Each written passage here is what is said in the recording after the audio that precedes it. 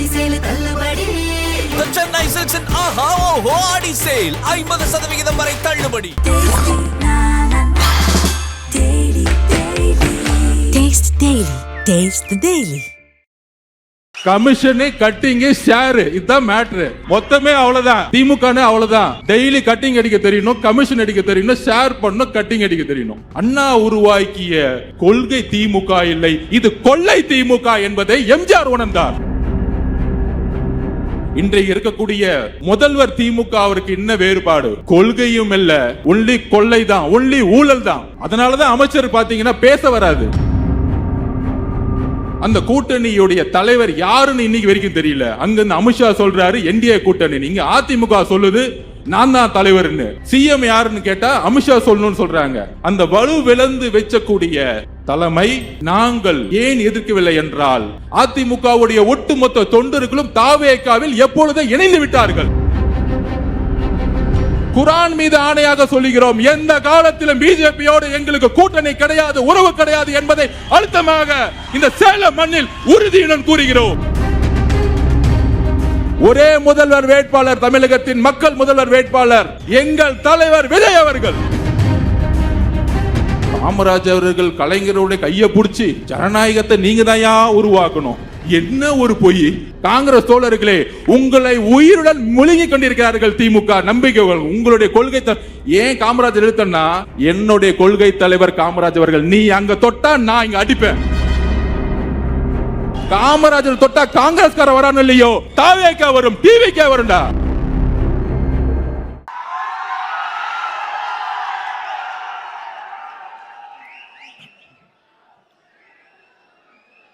பெரியோர்களே, தாய்மார்களே அப்படின்னு பொதுவா திமுக மேடையில் ஆரம்பிப்பாங்க.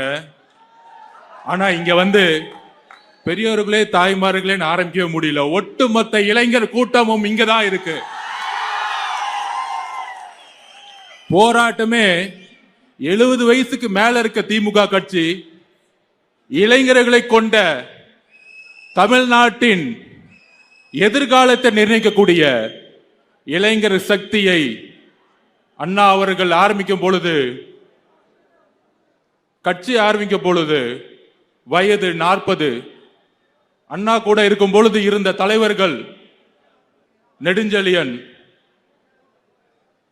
கருணாநிதி அவர்கள், மிகப்பெரிய தலைவர்களாக இருக்கக்கூடியவர்களுக்கு வயது 25, 27. ஆனால் இன்றைக்கு திமுக நம்மளை பார்த்து இந்த இளைஞர்களுக்கு என்ன தெரியும் என்கிற நம்மளை பார்த்து கேட்டுட்டு இருக்காங்க. நண்பர்களே,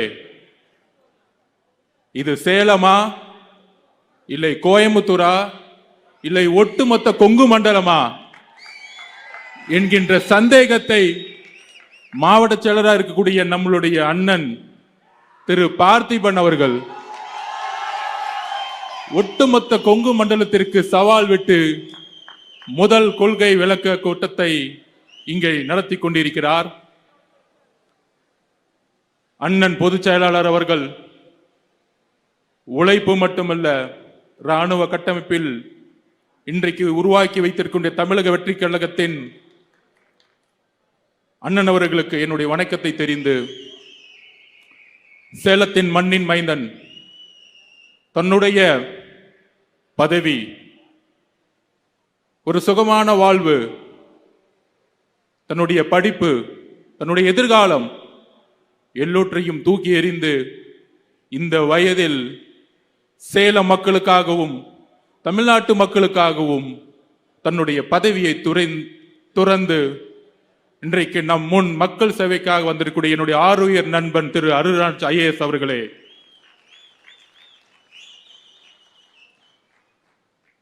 மாவட்ட நிர்வாகிகளே, மாநில நிர்வாகிகளே, மனது உடல் இங்கு இல்லை, ஆனால் ஒட்டுமொத்த மனதும் தமிழகத்தின் ஒரே முகமாக, தமிழகத்தின் மக்கள் விரும்பும் முதல்வர் வேட்பாளராக இருக்கின்ற நம்மளுடைய தலைவர் அவர்களுக்கு என்னுடைய வணக்கத்தை தெரிந்து உங்கள் முன் என்னுடைய கருத்துக்களை பகிர விரும்புகிறேன். கொள்கை. அதாவது நம்ம ஐஆர்எஸ் சொன்னாரு, ஐஏஎஸ் ஆபீசர்லாம் போட்டு இன்னைக்கு வந்து பிரஸ் கான்ஃபரன்ஸ் கொடுக்குறாங்க. அது ஏன்னா பேசி பேசி வளர்ந்த கட்சிக்கு இன்னைக்கு பேசுறதுக்கு ஆளே இல்லை. அதான் பிரச்சனை. திமுக பேசுறதுக்கு யாரா இருக்காங்களா பாத்திருக்கீங்களா? டிவியில வந்து பத்திரிகையாளருங்கிற போர்வையில ஏதாவது ஒரு அமைச்சரோ ஒரு எம்எல்ஏவோ யாரா ஒரு ஆள் வந்து என்னுடைய கொள்கை, என்னுடைய ஆட்சி, என்னுடைய முதல்வர், என்னுடைய துணை முதல்வர் எவ்வளவு சிறப்பா நிர்வாகம் பண்ணிட்டு இருக்காரு பாத்தீங்களா அப்படின்னு சொல்றதுக்கு யாரா வராங்களா? ஏன் வரல? நம்ம ராஜ்மோகன் அண்ணனை பார்த்து கடுமையான கேள்விகள். நம்ம ஏதோ 50 வருஷமா ஆளுங்கட்சி ஆகி, நம்ம ஏதோ நம்ம பொழுதைக்கு துணை முதலமைச்சர் கொடுத்து, நம்ம ஏதோ மெடிக்கல் காலேஜ் கட்டி ஏதோ ஊழல் பண்ணிட்டு இருக்க மாதிரி நம்மளை பார்த்து இவ்வளோ கேள்விகள் வந்துட்டு இருக்கு. ஆனால் திமுகவை பத்தி எந்த கேள்வி கேட்கவே மாட்டாங்க. ஏன்னா அவன் பத்திரிகையாளனே கிடையாது. எல்லாம் எல்லாம் கட்டிங்க, டெய்லி கட்டிங் போயிட்டு இருக்கு. கமிஷனு, கட்டிங்கு, ஷேரு, இதுதான் மேட்ரு. மொத்தமே அவ்வளவுதான். திமுக அவ்வளவுதான். டெய்லி கட்டிங் அடிக்க தெரியணும், கமிஷன் அடிக்க தெரியணும், ஷேர் பண்ணணும், கட்டிங் அடிக்க தெரியணும். இதுக்கு பத்திரிகையாளர் டிவியில் உட்கார்ந்து டிபேட் பண்ணிட்டு இருப்பாங்க. தோழர்களே, எப்படி இளைஞர் கூட்டம் அண்ணாவோடு ஒரு புதிய ஆட்சியை உருவாக்கியதோ அதெல்லாம் எப்பயுமே ஒரு டிபேட் பண்ணுவாங்க. திமுகவுக்கும் உங்களுக்கு என்ன வித்தியாசம்? இதோ வரேன் சொல்றேன் என்ன வித்தியாசம். அதுக்கு தான் பதில் கொடுக்கிறோம். 67 அண்ணா ஆட்சி அமைக்கும் பொழுது ஒரு கொள்கை ஆட்சியை உருவாக்கினார், ஒரு கொள்கை திமுகவை உருவாக்கினார். எம்ஜிஆர் அவர்கள் 1952 இருந்து திமுகவுடன் பயணம் செய்து கடுமையான போராட்டங்களிலும் பங்கெடுத்து அண்ணாவுடைய திடீர் மறைவிற்கு அப்புறம் தமிழகத்தில், ஏன் இந்தியாவில் மாநில கட்சியாக திமுக முதல் முறையாக ஒரு நேஷனல் பார்ட்டியை எதிர்த்து ஒரு ஆட்சி அமைச்சது அண்ணாவுடைய கொள்கையினாலும் தேர்தல் அரசியலாலும் மக்களுடைய செல்வாக்கினாலும் இளைஞர்களுடைய பட்டாளத்தினாலும். ஆனால் இயற்கை அவரை உயிரை வாங்கிய பிறகு எம்ஜிஆருடன் துணையுடன் திரு கலைஞர் கருணாநிதி முதலமைச்சர் ஆனார். அன்றைக்கு எம்ஜிஆருக்கு புரியல. தன்னுடைய நண்பன் முதலமைச்சர் ஆகணும்னு நினைச்சாரு, கொள்கைவாதி நினைச்சாரு. ஆனா 71 மிகப்பெரிய வெற்றி பெற்ற பிறகு, 180 தொகுதிக்கு மேலும் வெற்றி பெற்ற பிறகு அப்பொழுதுதான் புரிந்தது எம்ஜிஆர் அவர்களுக்கு அண்ணா உருவாக்கிய கொள்கை திமுக இல்லை, இது கொள்ளை திமுக என்பதை எம்ஜிஆர் உணர்ந்தார். அந்த எம்ஜிஆருடைய ஒரே உணர்வில் எப்படி அன்றைக்கு தீய சக்தி என்று ஒரு குடும்பம் தமிழ்நாட்டை ஆண்டு கொண்டிருக்கிறது என்பதை உணர்ந்து எப்படி எம்ஜிஆர் அவர்கள் அண்ணா திமுகவை உருவாக்கினாரோ, இன்றைக்கு தமிழக வெற்றி கழகம் தலைவர் விஜய் அவர்கள் அதே உணர்வுடன் சமூக நீதி பேசி, பெரியாரிசம் பேசி, மார்க்சிசம் பேசி, எல்லாவற்றையும் பேசி பேசி பேசி பேசி எதிர்கட்சியாக இருக்கும் பொழுது ஒரு நிலைப்பாடு. ஆனால் எதிர்கட்சியாக இருந்து ஆளுங்கட்சியான ஆளுடன் கொள்ளை மட்டுமே ஒரே கொள்கையாக இருக்கக்கூடிய அமைச்சர்களையும் ஒரு குடும்பத்தையும் உருவாக்கியதுதான் கலைஞருடைய வெற்றி. கலைஞர் கூட ஒத்துக்கலாம் ஒரு விதத்துல, கொள்கையில சில இடத்துல பெரியாருடைய கொள்கையில ஒத்து போவாரு, ஊழல குடும்பம் முழுசும் பரப்பிடுவாரு. ஆனால் இன்றைக்கு இருக்கக்கூடிய முதல்வர் திமுக அவருக்கு என்ன வேறுபாடு? கொள்கையும் இல்ல, ஒன்லி கொள்ளை தான், ஒன்லி ஊழல் தான். அதனாலதான் அமைச்சர் பாத்தீங்கன்னா பேச வராது. யாராச்சும் திரு செந்தில் பாலாஜி அவர்கள் பெரிய பெரியாரிஸ்ட் ஒத்துக்க முடியுமா? இதுதான் திமுக, இதுதான் திமுக. அண்ணன் வேலு அவர்கள் ஒரு பெரிய மார்க்சிஸ்ட் சித்தாந்தவாதின்னு சொல்ல முடியுமா? மக்களே, இப்பொழுது தெரியுதா திமுக எங்கு வலுவிழந்திருக்கிறதுன்னு? இப்பொழுது தெரியுதா இங்கு ஏன் பிஜேபி வளர்ந்து கொண்டிருக்கிறது என்று? திமுகவுடைய ஊழல்கள் தான் பிஜேபியை வளர்த்துக்கிட்டு இருக்கு. அப்ப உடனே அடுத்த கொஸ்டின், நீங்க ஏன் அதிமுகவை எதுக்கல? நண்பர்களே,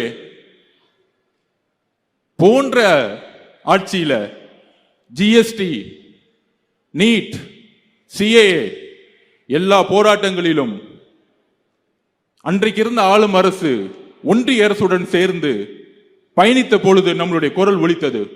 குரல் ஒலிக்காமல் தலைவர் விஜய் அவர்கள் நீட்டுக்கு எதிரான போராட்டத்தை பங்கெடுத்தார், ஜல்லிக்கு எதிரான போராட்டத்தில் பங்கெடுத்தார், சிஏஏக்கு எதிரான போராட்டத்தில் பங்கெடுத்தார்.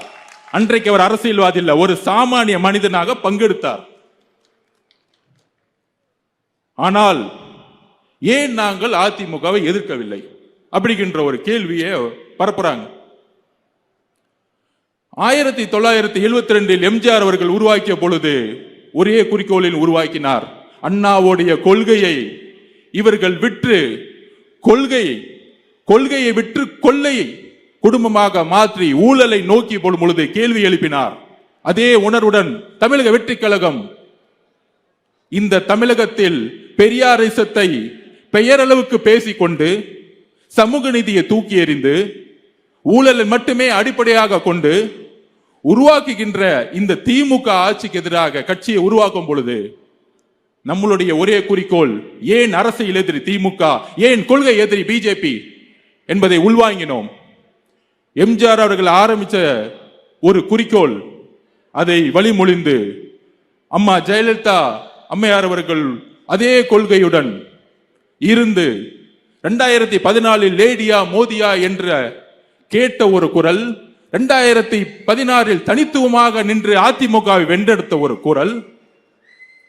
அந்த அதிமுகவில் ஒட்டுமொத்த தொண்டர்களும் இந்த குடும்ப ஆட்சிக்கு எதிராகவும் லேதியா மோதியா என்கின்ற கேள்வியுடன் மோதிக்கும் பாஜகவிற்கும் எதிரான ஒரு குரலுடன் இருந்த அதிமுக இன்றைக்கு பிஜேபியை பின்புறல் வாசலாக நேரடியாக வரவேற்று இன்றைக்கு கூட்டணியை உருவாக்கி அந்த கூட்டணியுடைய தலைவர் யாருன்னு இன்னைக்கு வரைக்கும் தெரியல. அங்கிருந்து அமித்ஷா சொல்றாரு என்டிஏ கூட்டணி, நீங்க அதிமுக சொல்லுது நான் தான் தலைவர்னு. சிஎம் யாருன்னு கேட்டா அமித்ஷா சொல்லணும்னு சொல்றாங்க. அந்த வலு விளந்து வெச்சக்கூடிய தலைமை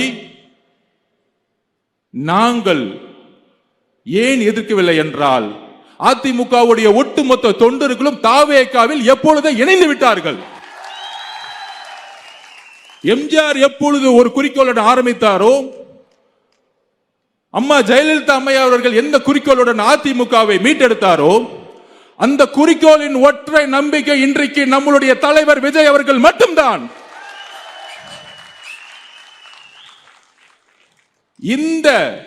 இந்த கொள்கையற்ற அரசியல்னால் தான் இன்றைக்கு திமுக சுலபமா லாஸ்ட் 3 தேர்தலில் வெற்றி பெற்றது. ஆனால் இனி வெற்றி பெற முடியாது. ஏனால் உங்களை எதிர்த்து அரசியல் செய்யக்கூடியவர்கள் பிஜேபியிடம் சரணடைந்த தலைவர்கள் அல்ல. பிஜேபியை கடுமையாக துணிவுடன் எதிர்க்கக்கூடிய ஒரே தலைவர் விஜய் அவர்கள்.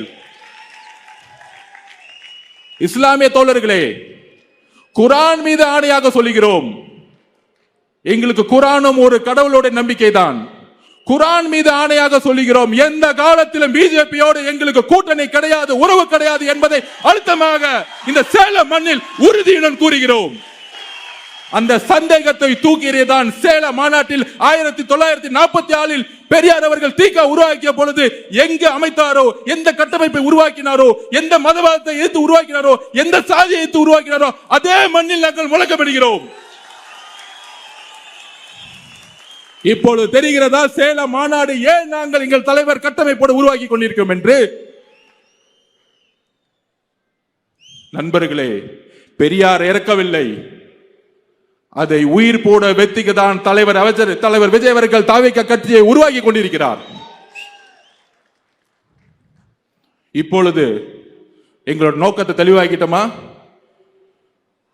எங்கள் நோக்கம் ஒட்டுமொத்த அதிமுக தொண்டர்களும் தாவேகாவுடன் எப்பொழுதோ இணைந்து விட்டார்கள். எங்களுடைய ஒரே குறிக்கோள் அரசியல் எதிரி திமுக, கொள்கை எதிரி பிஜேபி. ஒரே முதல்வர் வேட்பாளர், தமிழகத்தின் மக்கள் முதல்வர் வேட்பாளர் எங்கள் தலைவர் விஜய் அவர்கள்.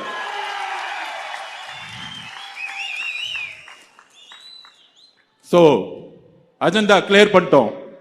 இந்த பத்திரிகையாளர்கள்லாம் பேசிட்டு இருப்பாங்க பாருங்க, டிவியில உட்காந்து எல்லாத்துக்கும் நீ மெசேஜ் கொடுத்துட்டோம். போன ஆட்சி ஏன் பத்தி பேசல, போன ஆட்சிக்கு முன்னாடி என்ன பேசல, அடுத்த 4 மாதங்கள் உங்களுக்கு புரியும் எப்படி ஒரு புரட்சியை தலைவர் விஜய் அவர்கள் உருவாக்க போகிறார். மக்கள் சந்திப்பு புரிய வைக்கும். திமுக கூட்டுற கூட்டத்தில் கவர்மெண்ட் பஸ்ஸை யூஸ் பண்ணி கூட்டத்தை கூட்டி திமுக காரங்க தன்னுடைய நிர்வாகத்தை பத்தி பேசாம தாவேக்காவை எப்படி திட்டணும்னு சொல்லிட்டு பேசிட்டு இருப்பாங்க. சோ நமக்கான குறிக்கோள் செட் ஆயிருச்சு, நமக்கான அஜெண்டா செட் ஆயிருச்சு. தேர்தல் என்பது யுத்தம். யுத்தத்திற்கு நாம் தயாராக வேண்டும். அப்படி உடனே கேட்பாங்க, தாவேக்கு கட்சியோடைய பலம் இல்லையே, அங்கெல்லாம் இளைஞர் கூட்டம் தானே இருக்கிறாங்க. ஒன்னே ஒண்ணு புரிஞ்சுக்கோங்க, 1967 அண்ணா ஜெயிக்கும் பொழுது ராமநாதபுரத்தில் ஒரு மிகப்பெரிய மன்னர் குடும்பம், அதை எதிர்த்து வெற்றி பெற்றவர் சாதாரண குதிரை வண்டியை ஓட்டிட்டு இருந்த ஒரு சாதாரண ஆள். 77 யார் யாரெல்லாம் ஜெயிச்சா? நம்மள மாதிரி இளைஞர்கள். நம்மளால் முடியும், நம்மளால் முடியாது எதுவுமே கிடையாது. சோ அந்த உணர்வை நம்ம உருவாக்கணும். நான் இன்றைக்கு சொல்லுகிறேன், இதே சேலம் மாநகரில் 11 எம்எல்ஏ சீட்டும் நம்ம ஜெயிக்க முடியும். அதற்கான சூழலை நம்ம ஏற்படுத்துவோம். ஒட்டுமொத்த கொங்கு மண்டலம் நமக்காக திரும்பும். ஆனால் அதற்கான போராட்டத்தை நாம் உருவாக்க வேண்டும். நம்மளுடைய அஜெண்டாவை எல்லாம் செட் பண்ணி இன்னைக்கு இவர் கூட கூட்டணி போவாரா, அவர் கூட கூட்டணி பண்ணுவாரா? நாங்க கூட்டணி பத்தியே பேசலையே. ஏன் கூட்டணி போட்டாதான் ஜெயிக்க முடியுமா? உங்களுக்கு வலு இல்லை, எங்களுக்கு வலு இருக்கு. எங்களுக்கு தெரியும் எப்படி ஜெயிக்கணும்னு. நண்பர்களே, ஒன்னே ஒண்ணு புரிஞ்சுக்கோங்க, 1977க்கு அப்புறம் எந்த கட்சிக்கும், ஆரம்பிக்கப்பட்ட எந்த கட்சிக்கும், திரு விஜயகாந்த் அவர்களுக்கோ வைகோ அவர்களுக்கோ யாரும் 10% மேல் தாண்டல. ஆனால் முதல் முறையாக வரலாற்றில் இன்னைக்கு ஒட்டுமொத்த தொலைக்காட்சிகளும் 25% இருக்குன்னு சொல்லக்கூடிய வலிமையை நம்மளுடைய கட்சி உருவாக்கி இருக்குன்னா நமக்கு பலம் இல்லைன்னு எப்படி சொல்ல முடியும்? இதே 6 மாசத்துக்கு முன்னாடி என்ன ஊடகம் சொல்லுச்சு? 6%, 8%. இதே பத்திரிகையாளர்கள் 10%. இன்றைக்கு 25%. அவ்வளவுதான். இன்னும் 8 மாசம் கழிச்சு 30% தலைவர் முதலமைச்சர் ஆயிட்டாருங்கிற உருவாக்குவோம். இங்க ஒரு அடிப்படை அரசியல் இல்லாமல், அடிப்படை மக்களுடைய சப்போர்ட் இல்லாம, அடிப்படை ஓட் பேங்க் சொல்றாமே, ஓட் பேங்க் கிடையாது, மக்களுடைய நம்பிக்கை இல்லாமல் கூட்டணியை உருவாக்க முடியாது. அது உதாரணம் சொல்லவா? ஒரு 3 நாளுக்கு முன்னாடி ஒரு பொய்யை உருவாக்கினாங்க திமுக. அதாவது காமராஜ் அவர்கள் கலைஞருடைய கையை பிடிச்சி ஜனநாயகத்தை நீங்க தான் உருவாக்கணும். என்ன ஒரு பொய்! 2 பேருமே உயிரோடு இல்லை. அதுல ஒரு கட்டமைக்கிறாங்க. அதாவது என்ன கட்டமைக்கிறாங்கன்னா, திமுக காமராஜர் கலைஞருக்கே அவர்கிட்ட பொறுப்பை படைச்சிட்டு போயிட்டாராம். காங்கிரஸ் தோழர்களை ஒரே ஒரு வேலுசாமி அண்ணன் எந்திரிச்சு நின்று இன்னைக்கும் பேசிக்கிட்டு இருக்காரு. உண்மையா பேசிட்டு அடிச்சு வெளுக்கிறாரு. நான் இப்பதான் பாக்குறேன், ஒரே ஒரு காங்கிரஸ்காரர் தன்மானத்தோட வெளியே வந்து பேசிக்கிட்டு இருக்காரு. காங்கிரஸ் தோழர்களே, உங்களை உயிருடன் முழுகி கொண்டிருக்கிறார்கள் திமுக நம்பிக்கைகள். உங்களுடைய கொள்கை ஏன் காமராஜர் எழுத்தன்னா, என்னுடைய கொள்கை தலைவர் காமராஜ் அவர்கள். நீ அங்க தொட்டா நான் இங்க அடிப்பேன். ஞாபகம் வச்சுக்கோ. காமராஜர் தொட்டா காங்கிரஸ்கார வரான்னு இல்லையோ, தாவேக்கா வரும், டிவிக்கா வரும்டா. என்ன போய் ஆட்சி இருக்கு, பணம் இருக்கு, அதிகாரம் இருக்குன்னா பிஜேபிக்கு உங்களுக்கு என்ன வித்தியாசம், என்ன வேறுபாடு? அதே காவல்துறை வச்சு அடக்குமுறை. நேத்து ஒன்னு புரட்சிகரமா ஒரு பிளான் பண்ணாரு நம்ம பொதுச் செயலாளர். திருவள்ளூர்ல 10 வயசுல ஒரு பாலியல் பலாத்காரம், 9 நாள் ஆச்சு, கண்டுபிடிக்க முடியல. ஆர்ப்பாட்டம் நடத்த பர்மிஷன் கிடையாது. இனிமேட்டு ஆர்ப்பாட்டம் எப்படி தெரியுமா?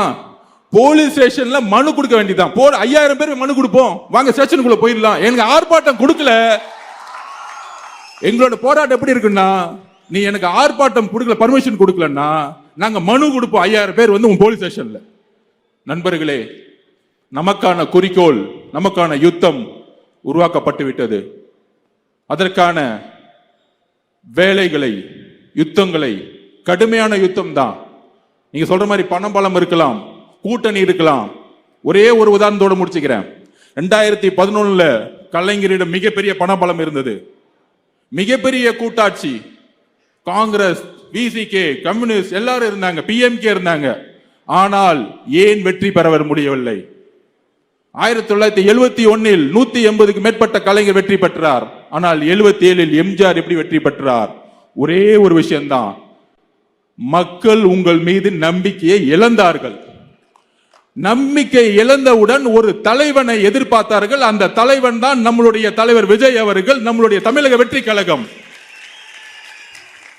இன்னும் 8 மாதத்தில் இந்த ஒட்டுமொத்த உலகமும் சொல்லும் மாண்புமிகு திரு முதல்வர் விஜய் அவர்களே என்ற முழக்கத்தை இந்த ஒட்டுமொத்த தமிழ்நாடும் சொல்லும். அதற்கான பணியை செய்வோம், யுத்தத்தை வெல்வோம். நன்றி, வணக்கம். The Chennai Silks in Aha Oho Adi Sale 50% வரை தள்ளுபடி. Taste Daily. Taste the Daily.